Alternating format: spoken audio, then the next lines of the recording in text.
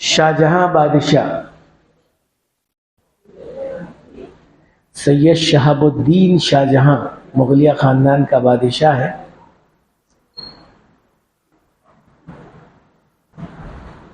یہ اورنگزیب رحمۃ اللہ علیہ کے باپ ہیں. اب آپ کو ہو سکتا ہے کوئی غلط فہمیاں ہو، یہ بھی میں بتا دوں. اتنا بڑا بادشاہ، آج 6 ممالک ہیں. ہندوستان کے 6 ممالک بن گئے: ہندوستان، پاکستان، بنگلہ دیش، بھوٹان، تبت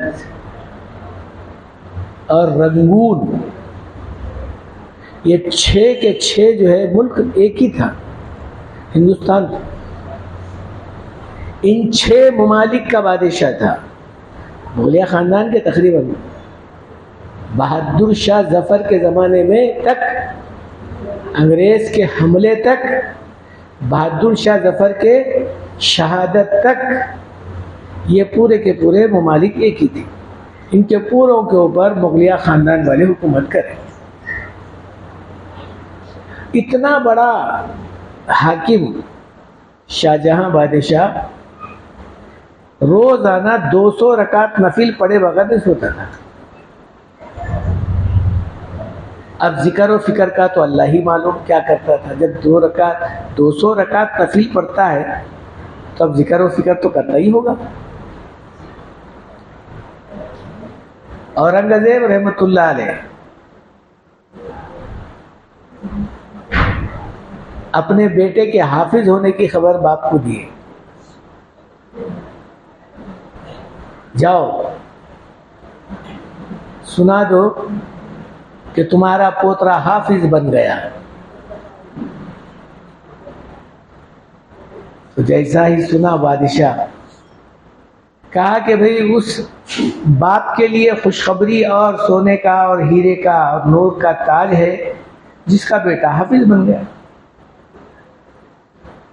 میرے لیے تو اس وقت میں خوشخبری تھی جب میرا بیٹا حافظ بنتا. یہ کون بول رہا ہے؟ بادشاہ شاہجہاں بول رہا ہے. تو جیسا ہی آ کر وہ بولنے والا بولا اورنگزیب رحمۃ اللہ علیہ کو کہ تمہارے ابا ایسا لفظ بولے. خوشخبری تو اس کے لیے ہے، باپ کے لیے ہے جس کا بیٹا حافظ بن گیا. میرا بیٹا تو حافظ ہے نہیں. اس وقت قرآن کھول کر بیٹھ گئے اورنگزیب رحمۃ اللہ علیہ. کہتے ہیں کہ صرف 4 مہینے میں حفظ کر لیے. اتنا بڑا ممالک کا بادشاہ 4 مہینے میں حفظ کوئی معمولی بات ہے؟ آج اگر ہم 4 سال میں بھی کریں تو بہت ہی ہم غنیمت عظمیٰ سمجھتے ہیں، نعمت عظمیٰ سمجھتے ہیں. لیکن اللہ تعالیٰ جو ہے ان کو کتنا نیک بنایا تھا وہ اللہ ہی جانتے ہیں. اب مگر یہ بادشاہ کے اندر ایک خوبی بولو خرابی بولو، شرع کے اعتبار سے کچھ خرابی سمجھ میں آتی ہے. جیسا تیلگو میں کہا جاتا ہے راجدہ پیسہ راڑنا پادو. بلکہ بادشاہوں کا پیسہ ہمیشہ پتھروں کے حوالے ہوا. اس بادشاہ کو شوق تھا تعمیرات کا. تاج محل، جامع مسجد، لال قلعہ، شیش محل، اب نہیں معلوم کتنے یہ میں دیکھا ہوا ہوں وہ بول رہا ہوں. آپ بہت سارے تعمیرات شاہجہاں کیا.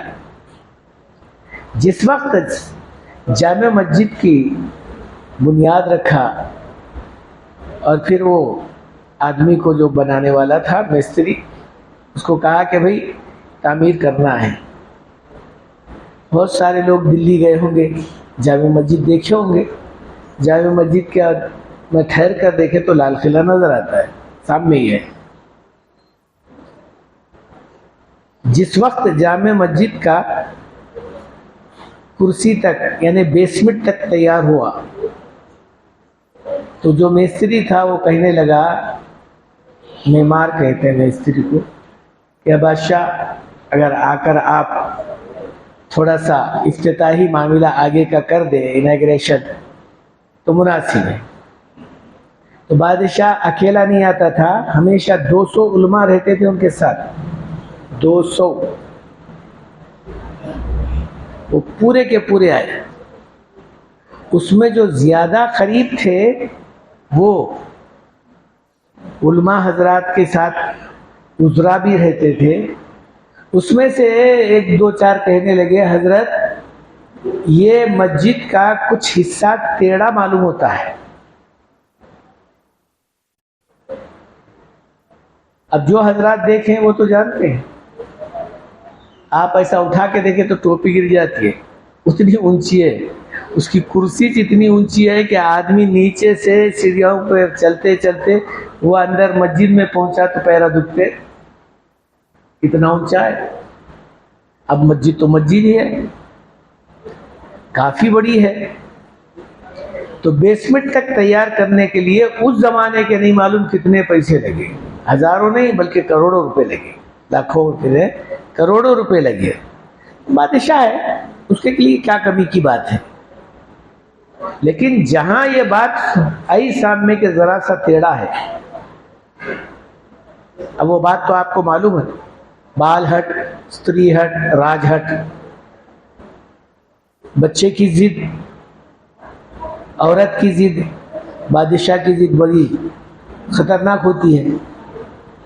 بادشاہ کہا اتنے پیسے خرچ کرنے کے بعد میں بھی ٹیڑھا، بلاؤ اس کو. مہمان بلایا گیا. دیکھو یہ رکھو، خطب نما رکھ کے بتاؤ سیدھا ہے؟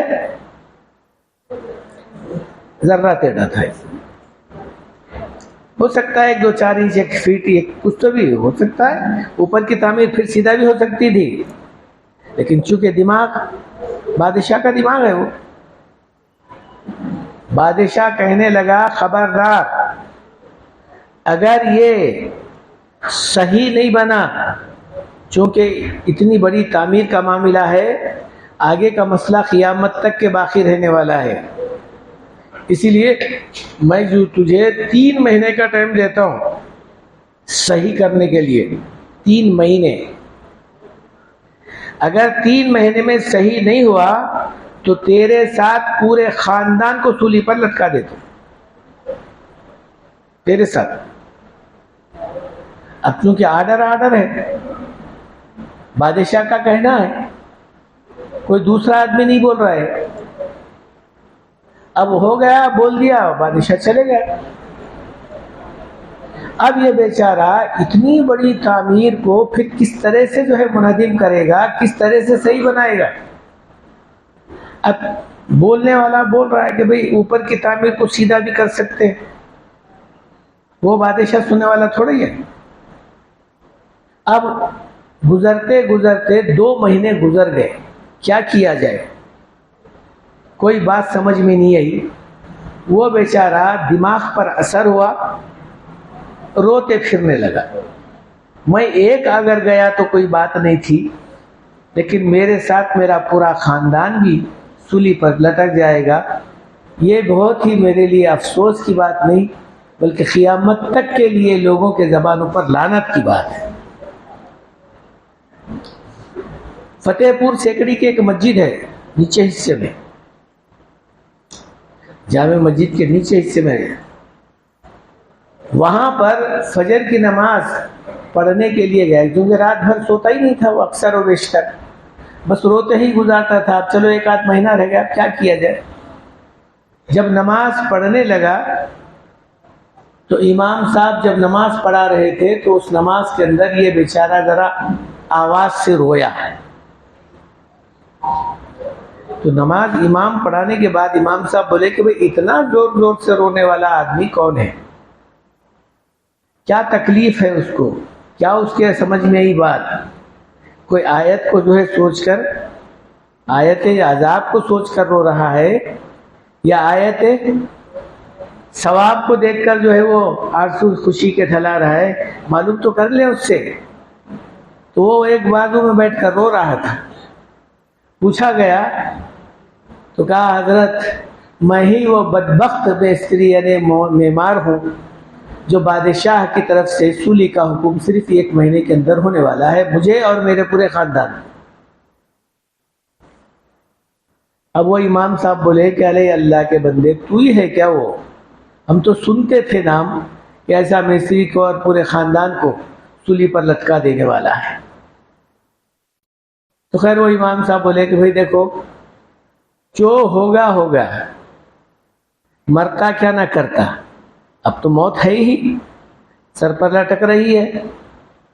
ایک میں ماں نام بتاتا ہوں، ان کے پاس جاؤ، ہو سکتا ہے اللہ تمہارے اس فکر کو، اس غم کو دور کرے گا ان کے ذریعے سے۔ اب وہ صاحب کلیم اللہ صاحب شاہ جہاں پوری رحمت اللہ علیہ بڑے میاں تھے، تو ان کا نام پتہ بھی بتا دیے، ان کا ٹھکانہ بھی بتا دیے، کہا جانا ان کے پاس مگر میرا نام نہیں بولنا، اور پھر اپنی داستان گزشتہ سنانا۔ اور انہوں بولیں گے کہ بھئی میں کیا کر سکتا ہوں، کیا میں معمار ہوں، کیا میں بادشاہ کا آدمی ہوں، میں کچھ بھی نہیں کر سکتا، خواہ کے کون بولا تمہارے کو؟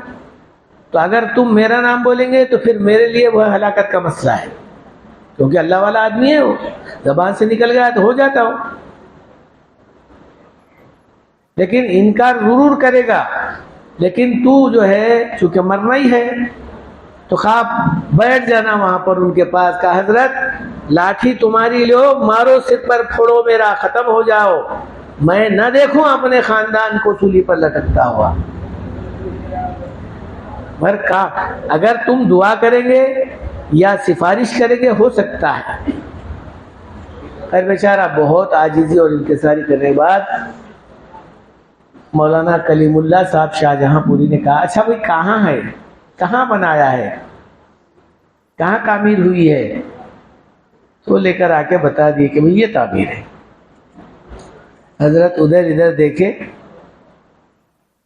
اس جگہ پر مسجد کے اس کونے میں ایسا سامنے تھوڑا سا وہاں پر ابھی حد بندی کر دی گئی ہے، ہم بہت پہلے جاتے تھے تو جگہ کھلی تھی، اب وہاں پر بند کر دیا گیا، لوگ بہت تانتا لگا کر دیکھنے کے لیے ایک دم جمر ہو گیا وہاں پر، اسی لیے وہ حصے کو بند کر دیا گیا ہے۔ تو وہاں پر مولانا کلیم اللہ صاحب شاہ جہاں پوری بیٹھے، سب لوگ جو ان کے ساتھ میں آئے ہوئے تھے کہ بھئی کیا حضرت کیا کرتے ہیں، کیا دیکھ رہے ہیں، کیا دیکھ، کچھ لوگ جو وہاں بیٹھے تو آ گئے، حضرت بیٹھے ہوئے لا الہ الا اللہ بولتے، پھر سیدھا مسجد ہو گئی، سارے لوگ محسوس کریں اس بات، جو جھٹکا ہوتا ہے زمین میں، زلزلہ جس کو کہا جاتا ہے، جھٹکا ہوا، مسجد اپنی جگہ پر صحیح ہو گئی۔ حضرت نے کہا کہ بھئی تیرا کام بن گیا؟ ہاں بن گیا۔ حضرت اٹھ کر چلے گئے۔ اب بادشاہ کو معلوم ہوا، بات چھپنے والی تھوڑی ہے، بادشاہ کو معلوم ہوگا کہ کوئی ایسا ہماری ریاست میں یا ہماری حکومت میں کوئی ایسا اللہ والا ہے جس کے زبان سے جو نکلتا ہے وہ ہو جاتا ہے۔ سیدھا پہنچا حضرت شاہ جہاں کلیم اللہ صاحب رحمۃ اللہ علیہ کے پاس، کہا حضرت میں آپ کی قدردانی نہیں دیکھا، یعنی آپ کی قدر نہیں کر سکتا تھا، آپ کے بارے میں مجھے معلوم نہیں تھا، آپ اگر اس بات کو مناسب سمجھتے ہیں تو آپ جو کہیں گے میں وہ کرنے کے لیے تھا۔ بہرحال وہ جو بھی بات، مولانا نے کہا ارے اللہ کے بندے، تو بھی اللہ کا بندہ ہے، میں بھی اللہ کا بندہ ہوں، اللہ ہمارا پروردگار اللہ ہے، ہمارا رب تو اللہ ہی ہے، جو کلمہ میں پڑھا ہوں وہ کلمہ تو بھی پڑھا ہے۔ تو کہا پڑھ، کلمے میں وہ طاقت ہے جو ساری دنیا کے اندر وہ طاقت نہیں ہے۔ تو میں یہ بولنا چاہ رہا تھا آپ کو کہ مولانا ابو الحسن علی میاں ندوی رحمۃ اللہ علیہ نے اس کلمے کے تعلق سے کہا ہمارے پاس ایک بم ہے، اگر وہ استعمال کرے تو ساری دنیا کے بعد ایک بھوسا ہو جائے گی. کعصف معقول کا لفظ کہا، یہ الم ترا کے سورے میں ہے. جس وقت بادشاہ ابرہہ کعبۃ اللہ کو ڈھانے کے لیے آیا، عبد المطلب کے زمانے میں، حضور اکرم صلی اللہ علیہ وسلم کے دادا کے زمانے میں کہ کعبۃ اللہ کو ڈھا دیا جائے، تو حضرت عبد المطلب نے کہا کہ بھئی میرا مکان تھوڑے ہے جو میں لڑوں تیرے ساتھ میں، تو بادشاہ ہے، میں تو غریب آدمی ہوں، میں کچھ نہیں کر سکتا. اللہ کا گھر ہے تو اللہ حفاظت کرے گا.